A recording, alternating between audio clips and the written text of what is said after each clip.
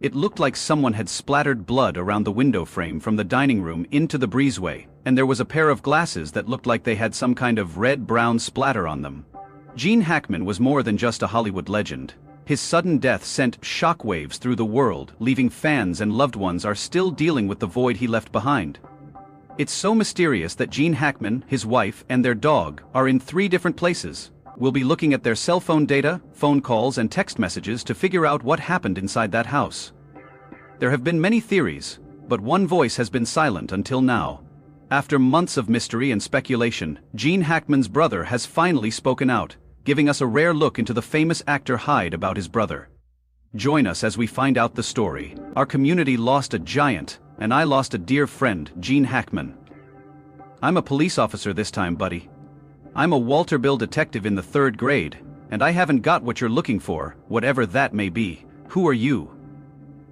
There's a chance that Gene Hackman wasn't just a Hollywood legend to the millions of people who saw him command the screen. He was also Richard Hackman's brother. When Richard finally spoke out after Gene's death, his words carried the weight of the decades they had spent together. For years, Gene had kept his private life out of the public eye, which was something Richard admired. Known for his tough roles and physicality, Gene had stayed healthy well into his later years, which made the news of his death and that of his wife Betsy Arakawa, on February 26, 2025, in their home in Santa Fe, New Mexico, with their dog Xena, all the more shocking.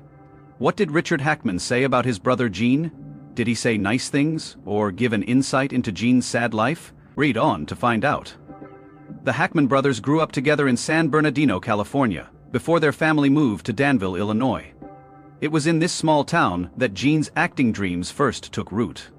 Richard, who was a few years younger than Gene, watched Gan make his way from joining the Marines at 16 to breaking into Hollywood after a hard-fought start. Even as Gene's fame grew, Richard never let it change him because he didn't need the attention off-screen. When the call came about Gan and Betsy's deaths, Richard's world fell apart.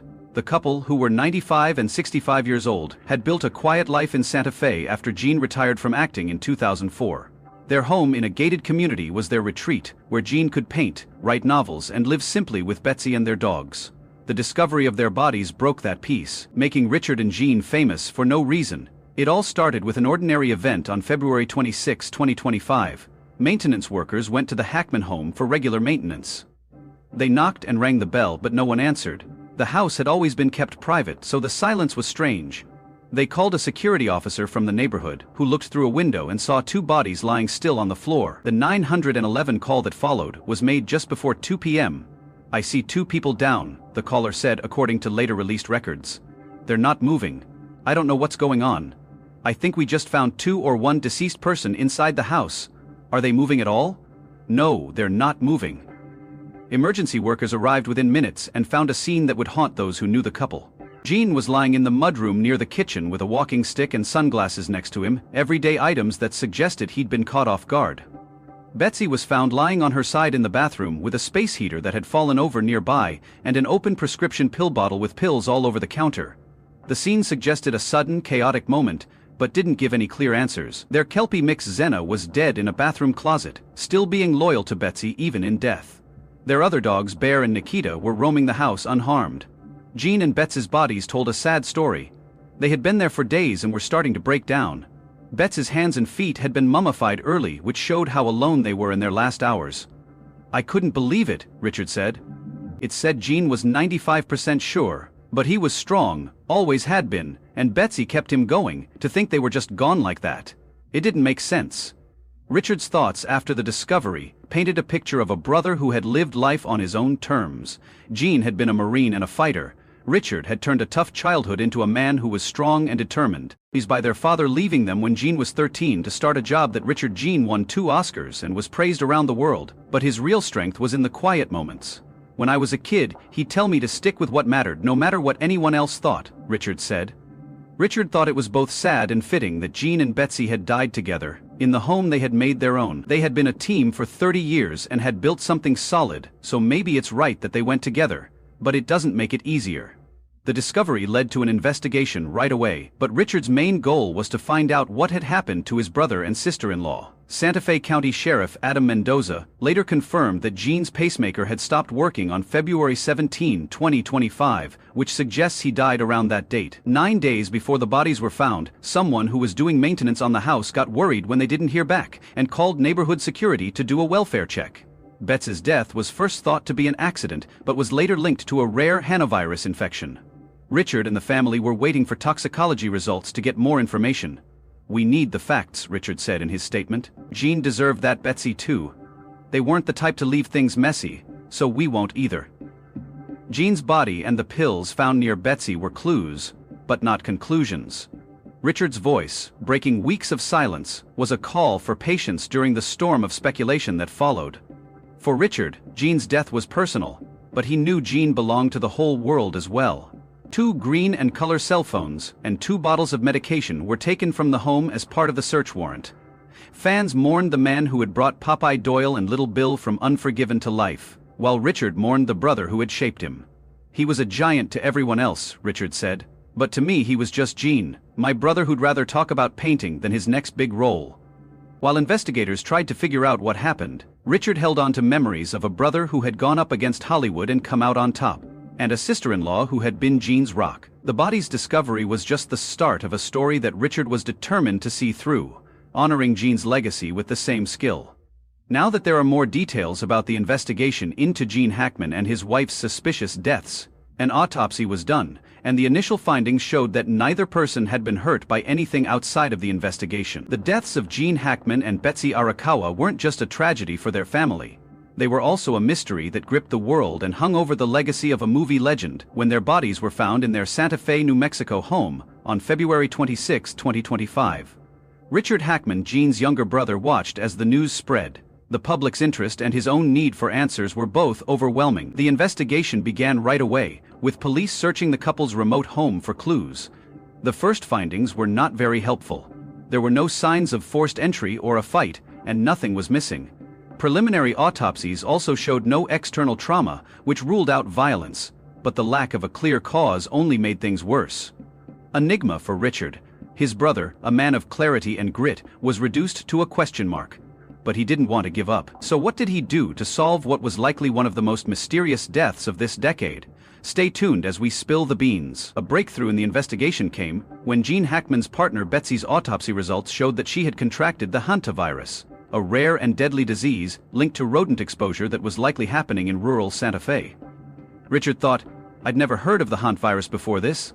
They said it could have been caused by mice in the house or something small like that. It's hard to believe Betsy died of something so random."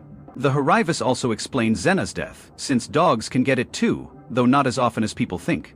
Gene's death didn't fit though, because his pacemaker stopped working days before Betsy's symptoms would have gotten worse. Chief Medical Examiner James Gill, commenting on such cases in general, came up with a theory that caught Richard's attention.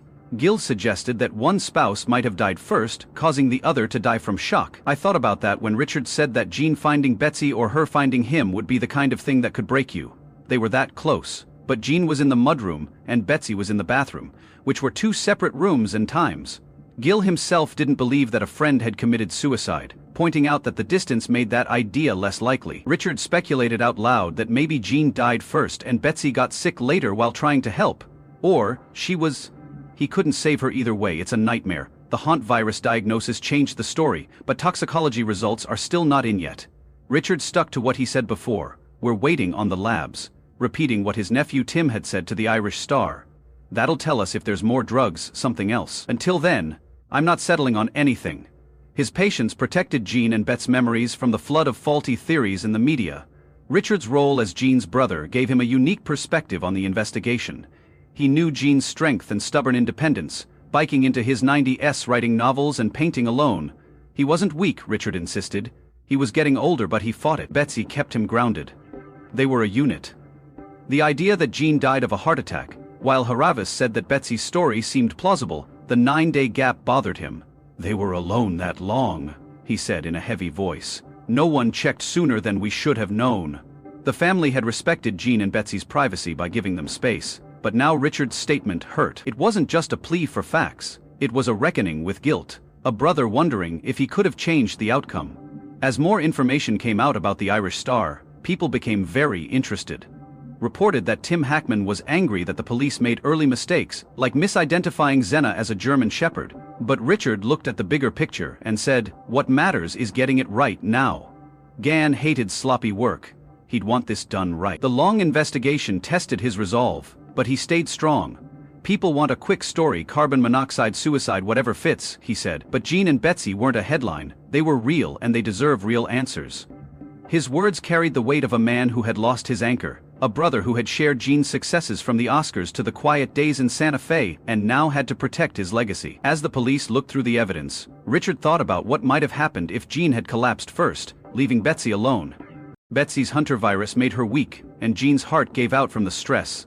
The cane, the pills, and the heater were like a bunch of stumbling blocks that made it impossible to figure out what killed his brother and wife.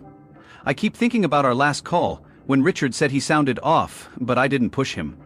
Now I wish I had." The investigation promised clarity, but for Richard, it was a personal quest to honor Jean, the brother who taught him how to be strong, and Betsy, the sister-in-law who kept the family together until As soon as the toxicology reports came in, he would hold the line against rumors, because he was determined to see his brother's story told correctly. "Have investigators been able to get into the cell phones that were taken?" "No, we have them right now. They were collected yesterday. This is part of the 911 call." "Are they awake?" "I have no idea." "Are they breathing?" "I have no idea." "The caller is not in the house because it is locked and closed, but they can see the body lying on the window." A brother's tribute. Richard Hackman didn't need a screen to see how great Gene Hackman was. It was in the way his older brother lived, a steady presence that shaped their family long before Hollywood called. When Richard spoke out almost a month after Gann and Betsy Arakawa's deaths, it shook the world. His words weren't about the unanswered questions still hanging over Santa Fe. They were about the man he'd known for 95 years. "A man who Gene was my guide," Richard said in his statement, "not just because he made it big, but because he showed me what it means to stay true to who you are." For Richard, Gene's death wasn't just the loss of a brother. It was also the end of a bond that was formed in their rough childhood and lasted through decades of distance and fame. While the world mourned a legend, Richard mourned a mentor, a confidant, and a piece of himself. How were their relationships as kids? Were they friends or foes? Their childhood in Danville, Illinois, wasn't easy, because their father left when Richard was still a child and Gene was only 13. Richard often thought about how Gann stepped up and took on a role that made him tough. Gann's toughness took him from a hardscrabble youth to the Marines at 16, and then to acting school on the GI Bill, a journey that Richard admired. He remembered how Gene worked odd jobs, ignored rejections, and always went after her goals when Bonnie and Clyde put Gann on the stage. In 1967, Richard saw it as the natural result of his brother's hard work. He made Hollywood work for him. Richard said, in a rare nod to his brother's quiet determination, that success didn't change Gann. He stayed the guy who'd rather talk about family than fame. This was a trait Richard kept as the years went by after Gene retired from acting in 2004. He poured himself into new activities, writing novels, especially historical stories about ships and battles with lots of details. Gann researched for, became a big part of his life. Gene didn't care about bestseller lists. He wrote for himself, just like he'd done as an actor. Painting also took off, with Gann spending hours in his garage painting landscapes that reflected their Midwest roots. Richard once got a sketch from him that was all muted hills and sky, and felt like Gene without him saying a word. Gene's creative drive wasn't a surprise. It was the same focus that had driven his career, just turned inward away from the cameras, for Richard. It was a window into a side of few people saw, a man who was at peace with his thoughts. Gene's marriage to starting in 1991, Betsy Arakawa, was another anchor that Richard valued. He saw how Betsy kept Gene calm, matching his intensity in a way that lasted for over 30 years. Their move to Santa Fe wasn't a mistake. Gene wanted to get away from the noise of Hollywood, and Betsy made it work.